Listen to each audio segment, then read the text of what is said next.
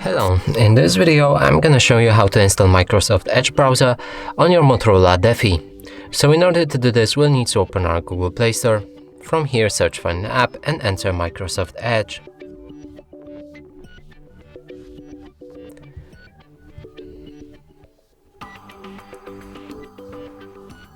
Hit the search button, select this app and click Install.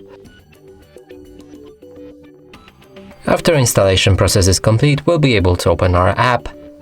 From here you can add another account or sign in right here in order to synchronize other browsers, but I'm gonna do it later. Here you can enable or disable data sharing. I'm gonna disable it and then press confirm.